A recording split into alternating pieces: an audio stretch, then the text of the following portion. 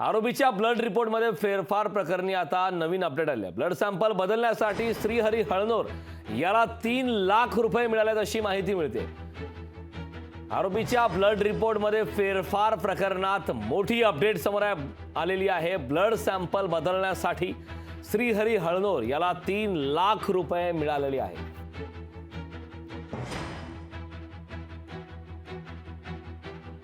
तर blood sample बदलण्यासाठी श्रीहरी हळनोर याला 3 लाख रुपये मिळाले. या संदर्भात ताजे अपडेट देण्यासाठी आपले प्रतिनिधी अमोल धर्माधिकारी आपल्यासोबत जोडलेले आहेत.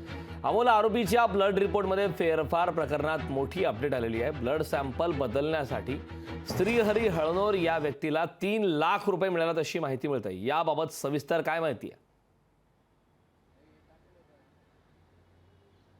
नक्कीच या ब्लड सॅम्पलमध्ये फेरफार करण्यासाठी श्रीहरी हळनोर याला 3 लाख रुपये दिल्याची माहिती आहे ती तपासामध्ये समोर आलेली आहे. यामध्ये डॉक्टर अजय तावरे यांच्या सांगण्यावरून खरं तर श्रीहरी हळनोर यांनी हे जे ब्लड रिपोर्ट आहेत ते बदललेले होते.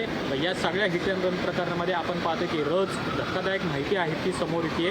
ब्लड सॅम्पलमध्ये अल्पवयीन आरोपीचे जे ब्लड सॅम्पल घेण्यात आलेले होते सुरुवातीला, त्याच्यामध्ये अल्पवयीन आरोपीचे ब्लड सॅम्पल न घेताच तिसऱ्याच व्यक्तीचे सॅम्पल घेऊन ते पुढे फॉरेन्सिक लॅबसाठी पाठवण्यात आले असं आता तपासामध्ये समोर आलेलं आहे. आणि हे सगळं करण्यासाठी विशाल अग्रवाल यांनी डॉक्टर अजय तावरे याच्याशी संपर्कसुद्धा केलेला होता आणि हे ब्लड सॅम्पल आहेत ते बदलावे अशा पद्धतीची त्यांनी माहिती आहे ती अजय तावरे यांना दिलेली होती. आणि त्यानंतर अजय तावरेने श्रीहरी हळनोर याला हे ब्लड सॅम्पल बदलण्यासाठी सांगितले. आणि त्यावेळेस ज्यावेळेस या अल्पवयीन मुलाचे ब्लड सॅम्पल घेण्यात आले त्यावेळेस त्यांनी हे सॅम्पल पुढे फॉरेन्सिक लॅबसाठी न पाठवता कचरा पेटीमध्ये टाकून दिल्याची सुद्धा माहिती समोर आलेली आहे. आणि त्यामुळे हे सगळं प्रकरण आहे ते एका वेगळ्या वळणावरती जाते का असा सुद्धा आता प्रश्न निर्माण झालेला आहे.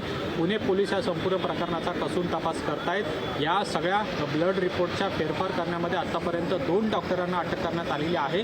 पण ससूर रुग्णालयातला अजून कोणी यामध्ये सहभागी आहे का याचा सुद्धा तपास आता पुणे पोलीस करणार आहेत. पुणे पोलिसांनी ससूर रुग्णालयातलं जे ब्लड सॅम्पलचं विभाग आहे तिथले CCTV आहेत ते सुद्धा आता ताब्यात घेतलेले आहेत आणि त्यानुसार तपाससुद्धा केला जाणार आहे.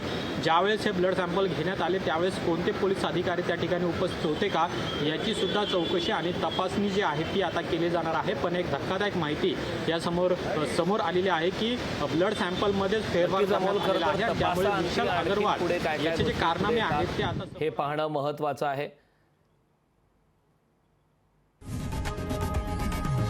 लोकशाही मराठी ऐका, पहा, जागरूक रहा.